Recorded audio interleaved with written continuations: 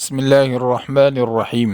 عن حذيفة بن اليمان رضي الله تعالى عنه يقول: كان الناس يسألون رسول الله صلى الله عليه وسلم عن الخير، وكنت أسأله عن الشر مخافة أن يدركني، فقلت: يا رسول الله، إنا كنا في جاهلية وشر، فجاءنا الله بهذا الخير، فهل بعد هذا الخير من شر؟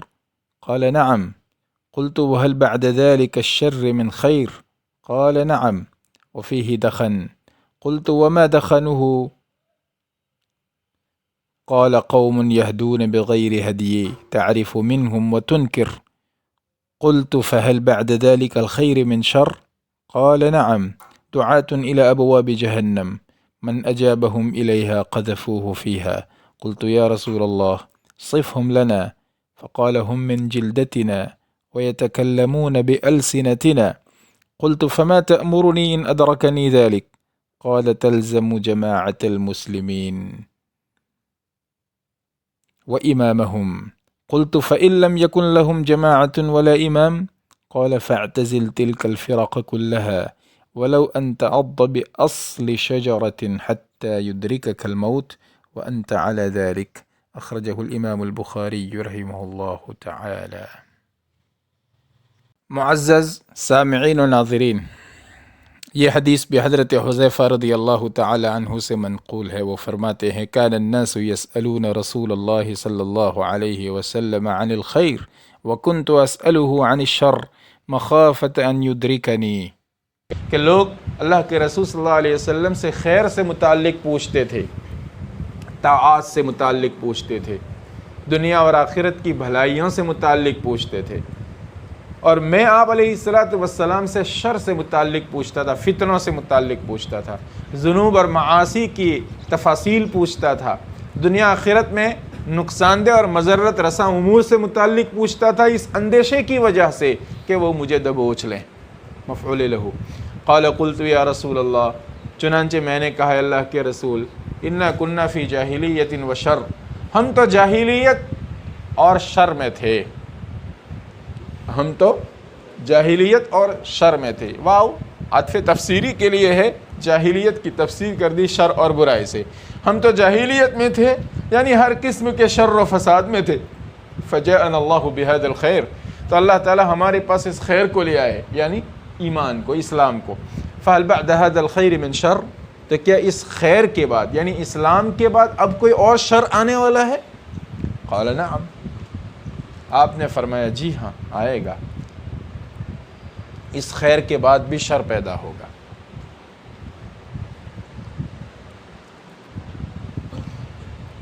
قلت وهل بعد ذلك الشر من خیر، میں نے کہا اور کیا اس شر کے بعد پھر کوئی خیر آئے گا؟ قال نعم وفیہ دخن، لیکن اس میں دھواں ہوگا، تکدرات ہوں گے، وہ پہلے والی شفافیت باقی نہیں رہے گی۔ قلت وما دخنہ، اس خیر کا دھواں کیا ہے؟ اس خیر میں موجود تکدرات، گدلے پن سے مراد آپ کیا لے رہے ہیں؟ قال قوم یستنون بغیر سنتی ویہدون بغیر ہدی، ایسے لوگ جو میری راہ کے علاوہ راہ اختیار کریں گے، میرے چال چلن کو چھوڑ کر دوسرے چال چلن پر ہوں گے، وَيَهْدُونَ بِغَيْرِ هَدْيِ، اور میری طرز و روش کے بجائے دوسرا طرز و روش اختیار کریں گے، طرز زندگی۔ تَعْرِفُ مِنْهُمْ وَتُنْكِرُ وَيْتُنْكِرُ مِنْهُمْ، وَمِنْ لِلتَّبْعِيض تَعْرِفُ بَعْضَهُمْ وَتُنْكِرُ بَعْضَهُمْ، ان میں سے کچھ کو آپ پہچانیں گے، کچھ کو آپ نہیں پہچانیں گے، یعنی ان میں سے کچھ ایسے ہوں گے جو طاعات پر ہوں گے اور کچھ ایسے ہوں گے جو معاصی پر ہوں گے، یا ان میں سے ہر آدمی ایسا ہوگا کہ جو کچھ طاعات والا ہوگا اور کچھ معاصی والا ہوگا، کچھ صفات و عادات بڑے اچھے ہوں گے اور کچھ اوصاف و خلق بہت نکمے ہوں گے۔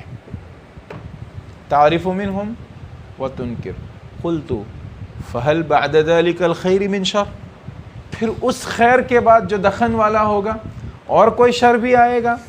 قال آپ نے فرمایا نعم آئے گا نا، دعات علی ابواب جہنم، جہنم کے دروازے پر پکارنے والے ہوں گے، لوگوں کو پکار پکار کر اپنے ساتھ جوڑنے کی کوشش کریں گے لیکن وہ در حقیقت جہنم کی طرف بلائیں گے۔ من اجابہم الیہا، جو لوگ یا جو شخص ان کو لبیک کہہ کر الیہا ابواب جہنم کی طرف جائے گا، قذفوہ فیہا، وہ اسے جہنم کے اندر دھکیل دیں گے۔ قلت یا رسول اللہ صفہم لنا، اللہ کے رسول ان کے کیفیات بیان کر دیجئے، ان کا بیان کر دیجئے ہمارے سامنے۔ قال ہم من جلدتنا ویتکلمون بألسنتنا، وہ ہمارے بنو جنس ہوں گے، من جلدتنا وہ ہمارے ہم جنس ہوں گے اور ہماری زبان بولیں گے۔ ہماری زبان بولیں گے یعنی عربی زبان بولتے ہوں گے، یا پھر مراد یہ ہے کہ وہ بھی کتاب و سنت سے استدلال کر کر کے بلائیں گے۔ قلت فما تأمرنی ان ادرکنی ذلک، آپ مجھے کیا حکم دیتے ہیں اگر یہ حال مجھ کو پکڑ لے، یعنی اگر یہ زمانہ میں پالوں تو؟ قال تلزموا جماعت المسلمین و امامہم، آپ مسلمانوں کی جماعت کو اور ان کے امام کو لازم پکڑیں گے، جماعت کو نہیں چھوڑیں گے۔ قلت فإن لم يكن لهم جماعة ولا امام، اگر اس وقت کوئی جماعت اور امام نہ ہو تو، یعنی راہ حق پر کوئی جماعت اور کوئی امام نہ ہو تو؟ قال فاعتزل تلك الفرق كلها، تو ان سارے فرقوں کو چھوڑ دینا، ان سے الگ ہو جانا۔ ولو ان تعض باصل شجرة، اگرچہ اس طرح ہو کہ آپ کسی درخت کی جڑ کو کاٹنے لگیں، یعنی آپ کو جنگلات کا رخ کرنا پڑے اور وہاں آپ جا کر چھپ چھپا کر اپنی باقی زندگی گزارنے پہ مجبور ہو جائیں تو ایسا بھی کرنا۔ حتی یدرکک الموت، یہاں تک کہ موت تم کو پکڑ لے، وانت علی ذلک، درا حال ہے کہ تم اسی حال پر ہو لیکن ان فتنوں میں مبتلا نہ ہو۔ متفق علیہ۔ مخافۃ ان یدرکنی،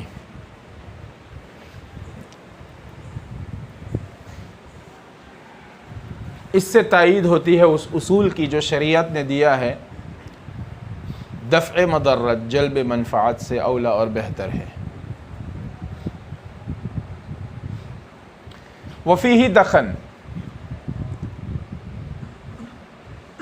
یہ جو پہلا شر ہوگا،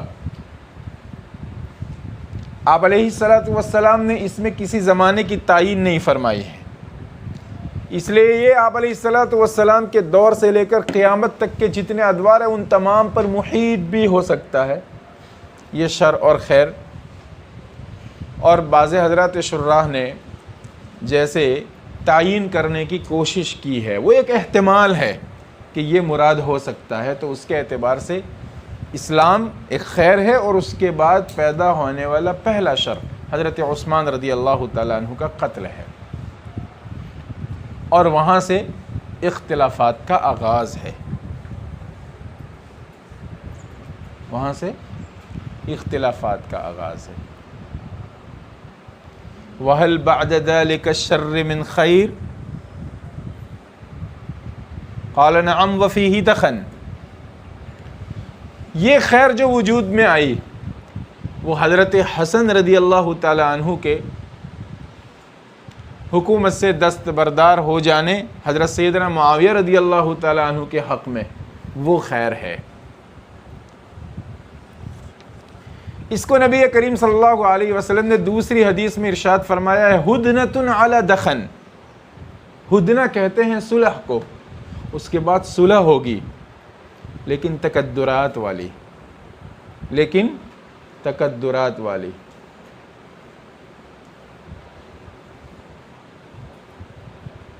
فساد و اختلاف کے ساتھ وہ صلح ہوگی۔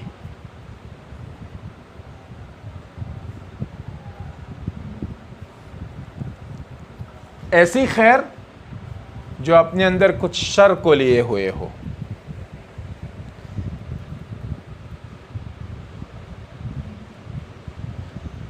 یعنی لوگ اس صلح کے بعد کلی طور پر مطمئن و منشرح نہیں ہو پائیں گے۔ صلح تو ہو جائے گی، لیکن لوگوں کے قلوب میں انشراح اور اطمینان کی کیفیت بننے نہیں پائے گی۔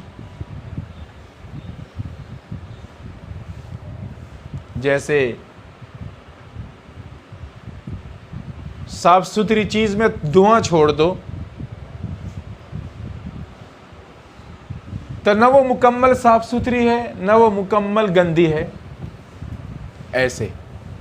اور حضرت حسن رضی اللہ تعالیٰ عنہ کے الگ ہو جانے کے بعد یہی کیفیت رہی کہ خود سادات میں سے بھی بہت سارے حضرات حضرت حسن رضی اللہ تعالیٰ عنہ کو بھی کوستے تھے اور آج تک کوستے ہیں، اور اس کے باوجود بھی ان پر جو ظلم ہوا، ان کو حکومت سے دور رکھنے کے لیے جو کچھ بھی کوششیں ہوئی، وہ اس صلح کے بعد بھی اس صلح کو گدلا کرتی ہے اور اس میں دھواں ڈالتی ہے۔ ہدنۃ علی دخن۔ اور اگر اس سے مراد حضرت عثمان والا شر یعنی ان کے قتل والا اور حضرت حسن رضی اللہ تعالیٰ عنہ والی صلح علی دخن نہیں ہے، بلکہ اس کا تعلق اعتقادات کے ساتھ ہے کہ عقیدے بگاڑنے والے کچھ لوگ ہوں گے، تو اس سے مراد وہ فرقے اور وہ جماعتیں ہیں کہ جنہوں نے حضرات صحابہ کرام رضی اللہ تعالیٰ عنہم اجمعین کو ان پر کیچڑ اچھال کر ان کے کفر کے بارے میں اپنے دور میں لوگوں کو ابھارا اور ورغلایا۔ اور کچھ لوگوں نے، جیسے عبداللہ ابن عباس رضی اللہ تعالیٰ عنہ کے باب میں ہے کہ انہوں نے خوارج کے ساتھ جا کر بات کی تھی، اس میں بہت سارے لوگ ادھر رجوع بھی کیے، لیکن جو باتیں انہوں نے چلائی اس کی وجہ سے عقائد وہ پاک صاف ستھرے نہیں رہے، بلکہ اس میں گدلاپن آ گیا، یا تو یہ مراد ہو سکتا ہے۔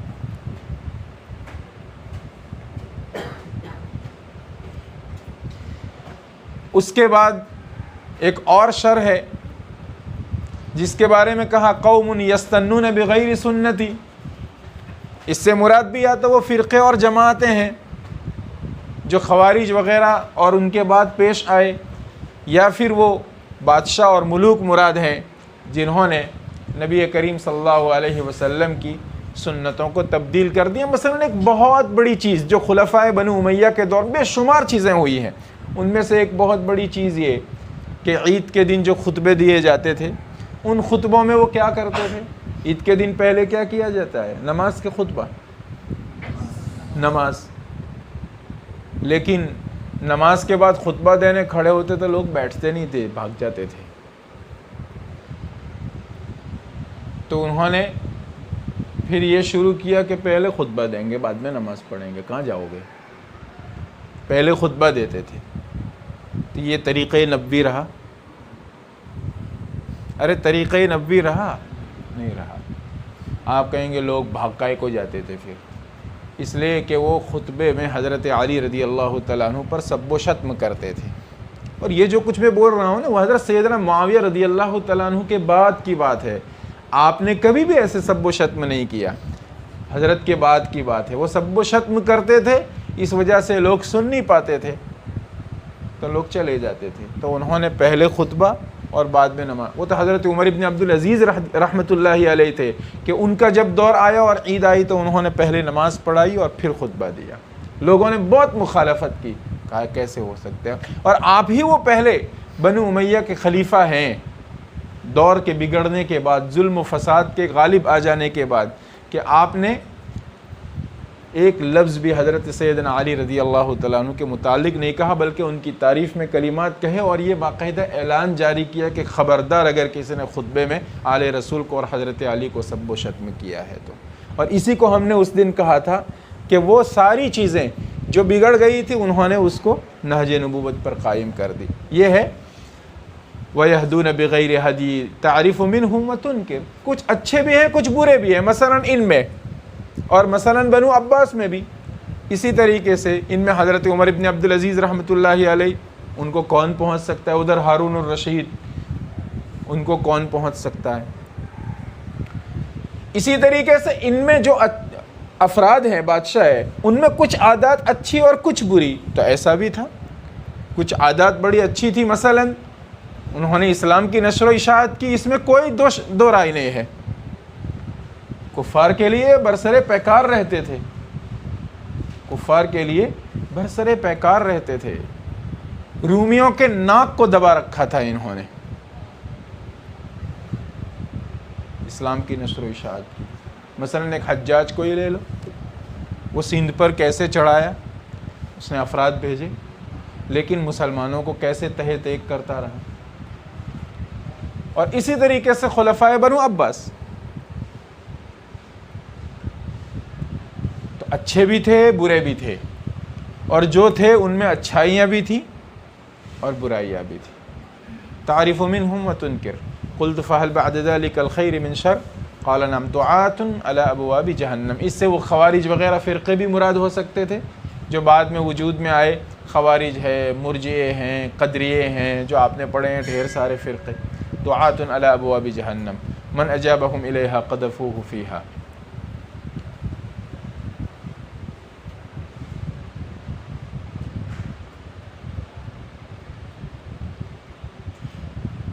وہ فرقے کس زبان میں بات کرتے تھے؟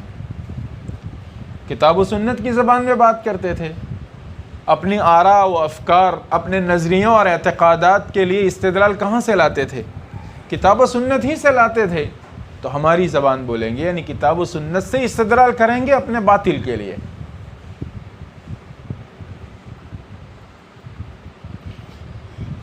ہم من جلدتنا، ہمارے ابنائے جنس میں سے ہوں گے، ہمارے ابنائے جنس میں سے ہوں۔ آپ نے پڑھا بھی ہے ادھر شروع والے حصے میں خوارج کے بارے میں نبی کریم صلی اللہ علیہ وسلم نے فرمایا یقرؤون القرآن ولا یجاوز حناجرہم، وہ بہترین قرآن پڑھیں گے لیکن قرآن پاک ان کے نرخروں سے نیچے نہیں اترے گا، دلوں تک قرآن کے معانی اور مضامین نہیں پہنچیں گے۔ ان کی نمازوں کے سامنے تمہیں اپنی نمازیں ہیچ معلوم ہوں گی۔ تو یہ قرآن کی تلاوت ایسی کریں گے، نمازیں ایسی پڑھیں گے کہ تمہیں اپنی تلاوت اور اپنی نمازیں ہیچ معلوم ہوں گی، لیکن ان کے دلوں میں ایمان نہیں ہوگا۔ انہوں نے حضرات صحابہ تک کو کافر گردانا، کافر کہا، اور اپنے باطل نظریوں کی اور اعتقادات کی نشر و اشاعت کے لیے تلواریں اٹھائیں، تلواریں چلائی اور مسلمانوں کو تہہ تیگ کیا۔ بہرحال اللہ تبارک و تعالی ہمیں تمام کی تمام خیر اور سعادتیں اور رحمتیں اور نعمتیں عطا فرمائے، اور ہر قسم کے شر، فتنے اور فساد اور باطل عقائد اور اعتقادات سے ہم سب کی حفاظت فرمائے۔ ان فتنوں سے بھی ہمیں بچائے جو ظاہر ہو چکے ہیں، اور ان فتنوں سے بھی بچائے جو کہ آئندہ ظاہر ہونے والے ہیں، اور اللہ تبارک و تعالی ہمیں ہر قسم کے شرور اور فساد سے بچائے، ہمیں مفتاح للخیر بنائے، مغلاق للشر بنائے، یعنی خیر کی کنجی اور چابی بنائے، اور شر کے لیے بندش اور تالا بنائے۔ اللہ تبارک و تعالی اس سلسلے کو نافع اور مفید بنائے۔ والسلام علیکم ورحمۃ اللہ۔ شکریہ۔